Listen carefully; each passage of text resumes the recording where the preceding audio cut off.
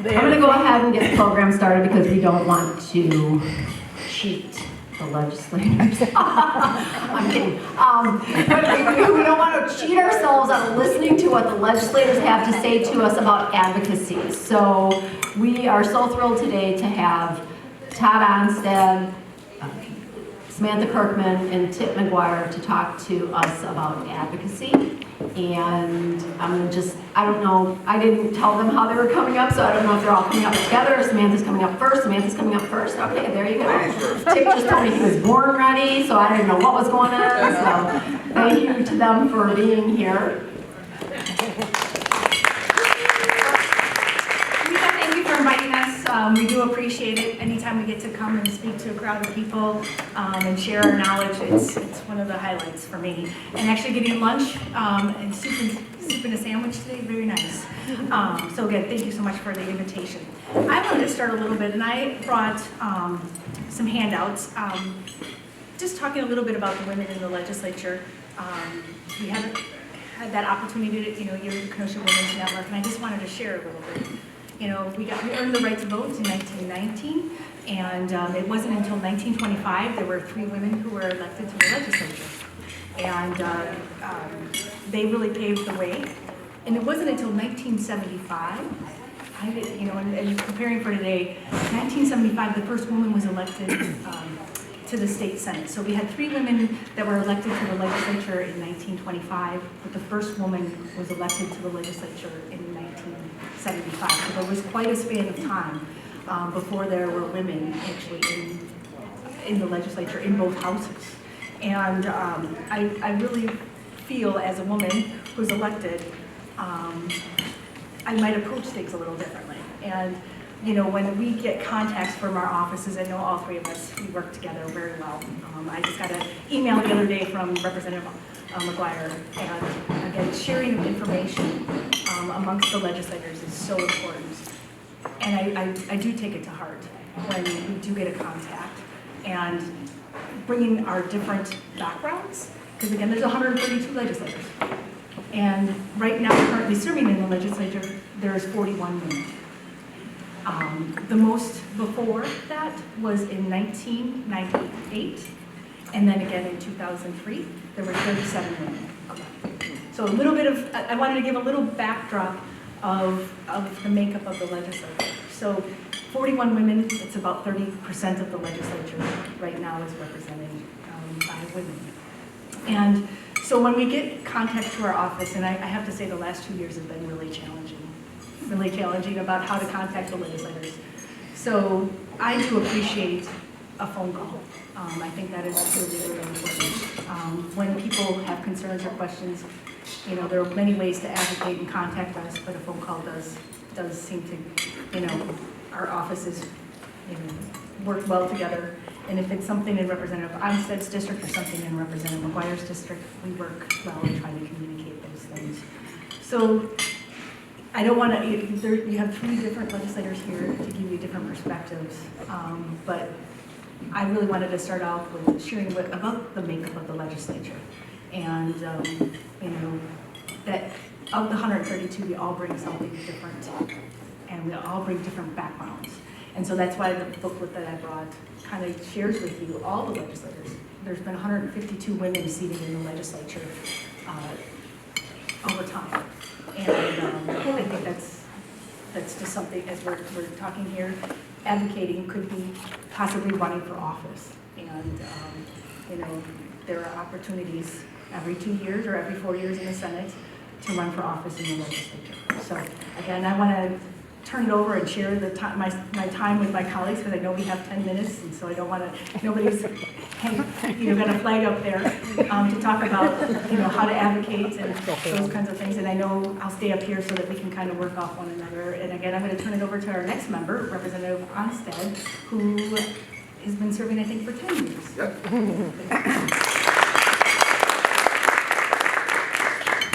Well, thanks, Samantha. Actually, this little point hadn't occurred to me until what you were speaking about. And we are proud in the Democratic Caucus that we now have a majority of our caucus that are women. I think that's the first time that's happened, and we have a lot of new freshmen or freshwomen in our caucus, and freshwomen, somebody just smiled at that.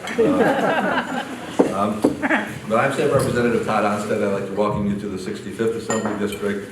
And my district runs essentially from Washington Road to Pleasant Prairie, from the lake until like 45th or 50th, thereabouts. And this is just such a great facility here on Library Square. It's just, I had my first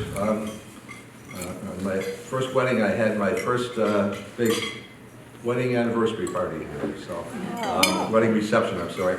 And it brings back great memories, and just what a great part of Kenosha. Well, I was asked to speak about how best to kind of listen to or relate to or talk to or get a hold of your legislator. And I just think that certainly a phone call, as Samantha suggested, but email works depending upon what it is. Email, if it's a simple question, that's probably going to be answered by our staff, and we are also fortunate to have staff members that are a lot more knowledgeable than a lot of us on a lot of different issues. So, but I think that it's safe to say that all three of us are pretty approachable in terms of if you want to have a sit down on a particular issue. I know that I'm always available to have coffee at any of the local coffee shops. Or if you just want to talk to me in person, I think I gave most of you a card today beforehand, and certainly if I didn't, make sure to talk to me afterwards, and I'll get you a card. And just call our staff, and if they if you want to talk to us directly, go ahead and make an appointment for coffee, and we would love to sit down and hear about whatever issue it is that you want to chat about, whether it's a problem, whether it's a criticism, whether it's a idea that you have in terms of some possible legislation. I think that one of the most enjoyable things for me is meeting new constituents and hearing ideas that you wouldn't necessarily think of on your own, that are kind of out of your particular wheelhouse. We all have specific committees that we kind of focus on, so there's a lot of different.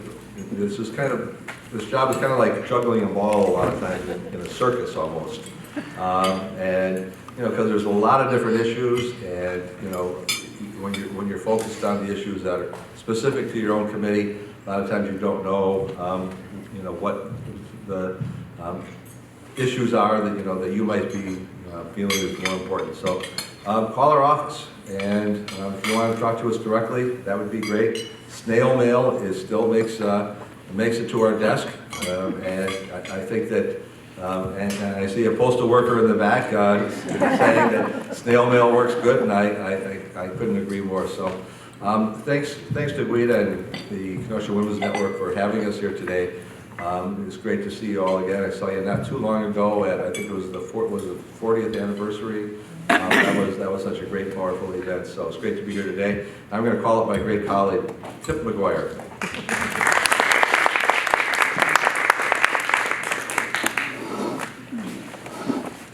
Well, good afternoon, everyone. I'm State Representative McGuire. I represent the Fightin' 64th Assembly District, which spans from Kenosha to Racine and all the wonderful places in between. And I appreciate both what Sam and Todd have said. I know Todd discussed many of the ways that you can get a hold of us. I'm going to talk a little bit about kind of the content of that. One of the things that we receive in the legislature very often are sort of copy and pasted emails or letters from people that are often just a reiteration of statistics or facts.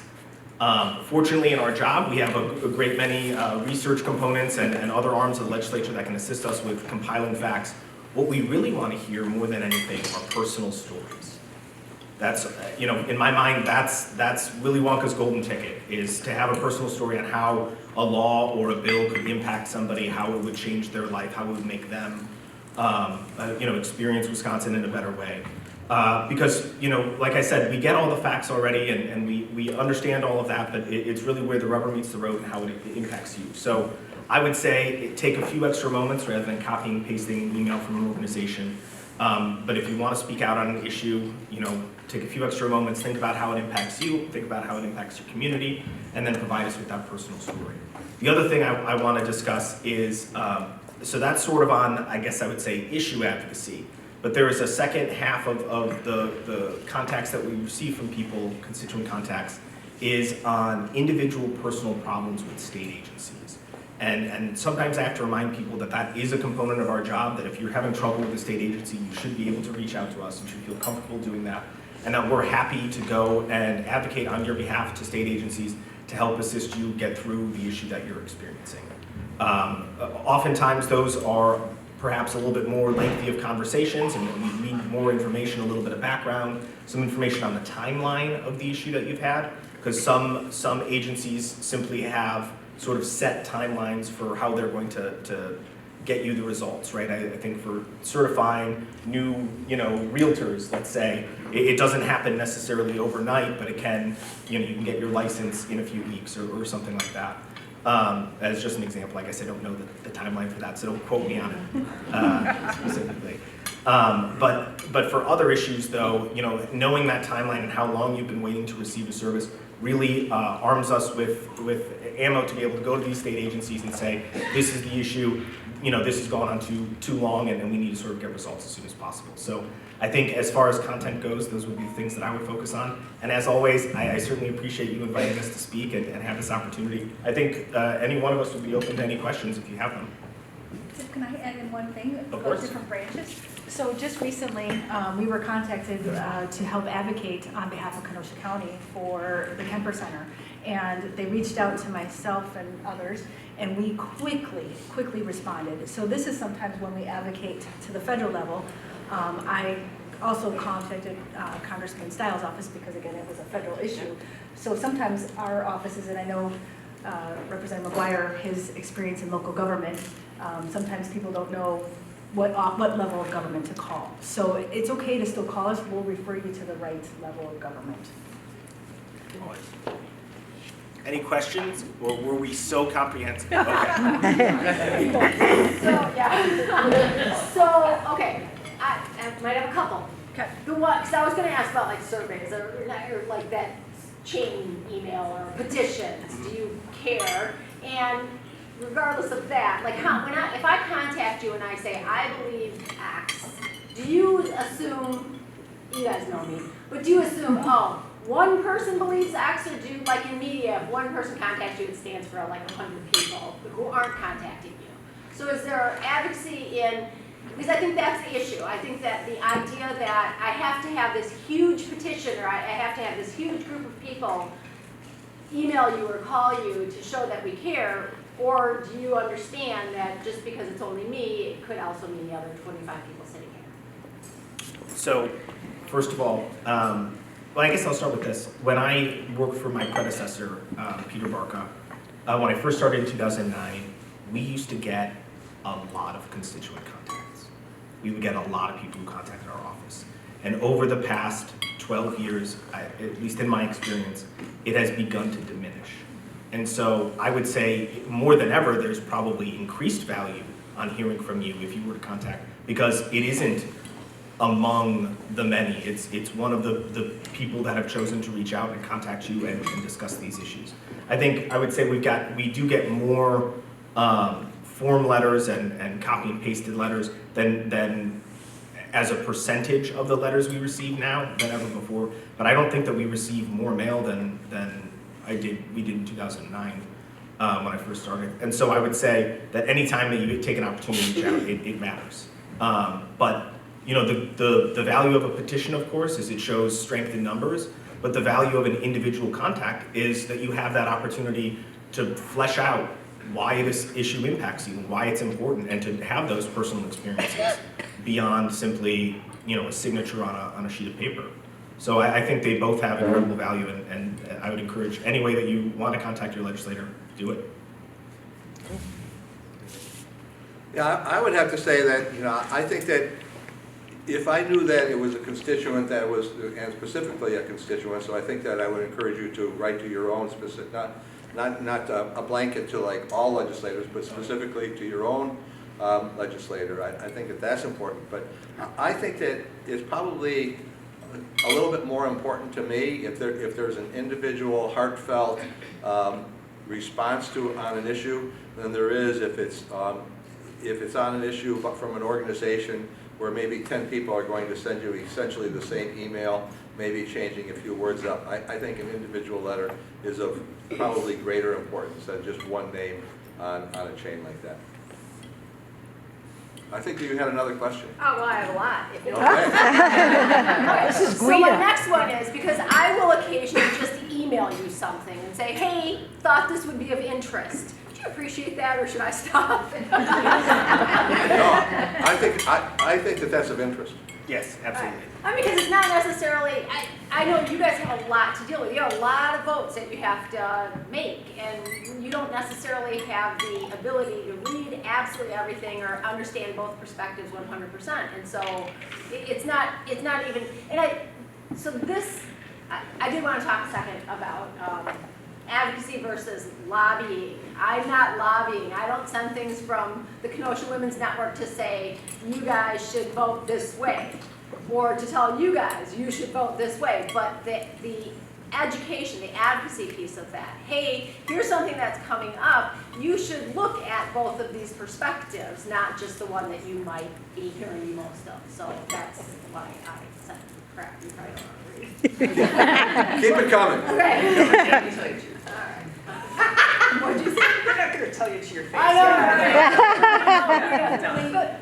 But many of the bills come from ideas from people that are our constituents. So those over the years, and it could be from something where, again, the school kids wrote out a petition to me, a letter with the kids saying they wanted to have the cherry be the state fruit. And when I wrote them back and said, well, why did you want the cherry to be the state fruit? Well, they had a discussion and they changed it to the cranberry to be the state fruit. Because they did some research about cranberries being #1 in Wisconsin. You know, we have ocean spray here, $330 million to our state's economy, and it creates 7,500 jobs.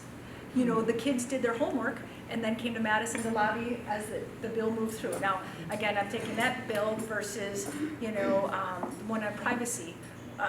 Issue that we had here in our county a few years ago, where Mia Walker, who now just got accepted into one of the academies, I'm not sure if it was the Naval Academy or Air Force Academy, but the young girl is a 10-year-old who saw the little flashy beeping light in the Rexplex, who then, you know, reached out to myself after that event, after it had moved through the criminal process, to change the law because the law wasn't strong with regards to privacy issues, or if you videotape a child in a locker room. Unfortunately, that statute now has been used several times. Most recently, there was a case in the Racine County area where they've used the enhanced statute, where, again, when the law was put on the books regarding privacy, nobody thought that a camera would be the size of a pinhead, you know. So now we needed to upside, you know, again, that tragic story then led to advocacy and changing the law. Jenny? So since you're here today speaking before the Kenosha Women's Network, I want to bring up an issue involving women's rights. While the state of Wisconsin ratified the Equal Rights Amendment in, I believe it was 1972, there's now a movement from the League of Women Voters to make that part of the state constitution, and I want to find out where you stand on that issue. I am one of the co-sponsors of the Equal Rights Amendment. I can't take all the credit, but there were a handful of us who actually, starting last session, began working on how to draft this and how to advance it. It should probably still be up on my Zoom, where we heard from a number of people from, you know, various organizations and groups talking about how this can benefit our state, and how it doesn't just benefit you know, women, but also benefits everybody, and how it, you know, essentially can create an avenue by which we ensure that everyone is treated fairly under the law, and that we are protecting against discrimination. Great. I'm with Tip. All right. Again, I'm taking it under consideration. Tip has done a good job with his advocacy and talking about it, and again, I'll look at the resolution as it moves forward.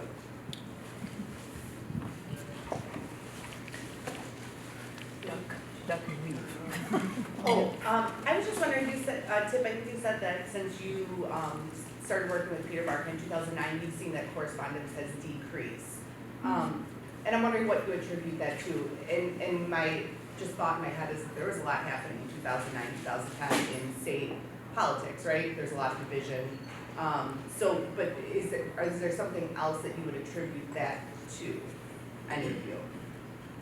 So one thing I would attribute it to, and this is not exactly flattering to me, but my predecessor had much better name identification within the community. I think people more often thought like, I gotta tell Peter Bark about that. I'm not sure the same amount of people know my name. Still tell Peter Bark. Yeah, I'm sure he still gets calls, so I think that was a factor. But actually, I think it's one of the unfortunate results of increasing polarization in politics. I think most people, unfortunately, continue to believe, and I get out and I knock doors throughout the year, and I go and I talk to folks and just to check in and see how they're doing. And I think most people feel like when it is sort of a clashing, the political clashes, that they're left out.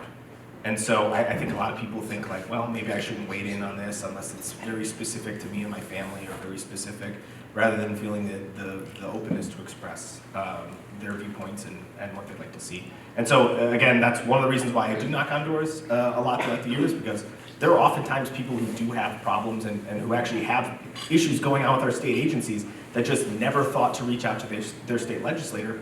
Either because they reached out to Peter Barker instead of me, or because they think that maybe we aren't interested in that.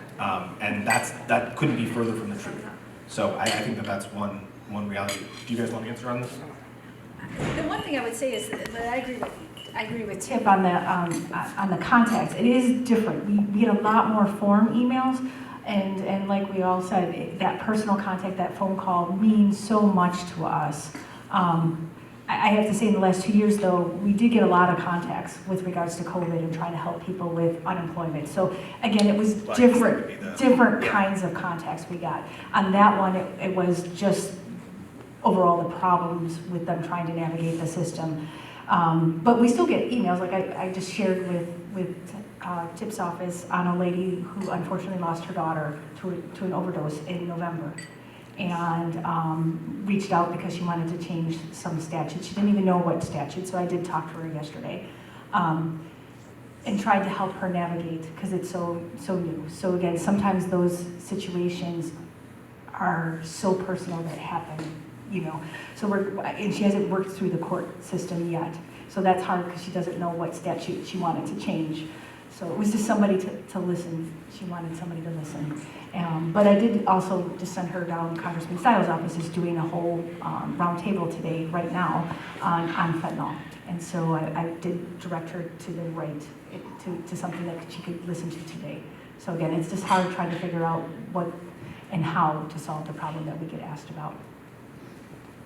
And just briefly, one point that Sam made was absolutely correct. I was referring more to a general trend downward. Certainly during COVID-19, we saw a spike, as we've seen with everything, on unemployment claims and small businesses requesting assistance through the governor's create programs and things like that to help them out with. But yeah, so I guess I would say as a general trend, with obviously one major data point outside of it. Yeah, I agree, and I don't want to leave people with the impression that we don't get a lot of mail, because we do.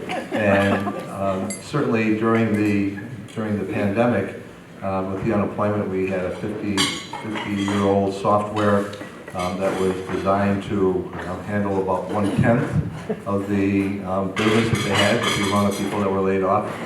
So our offices were really inundated with people needing assistance with unemployment, with all kinds of other COVID-related situations. So, and I think that one point that Representative McGuire made is true too, is that maybe it's due to polarization and people being just kind of overwhelmed with politics these days, that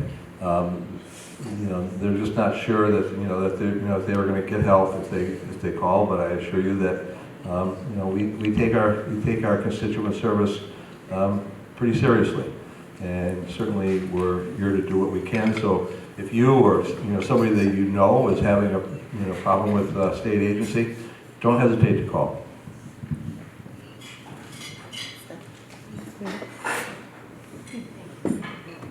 Thank you.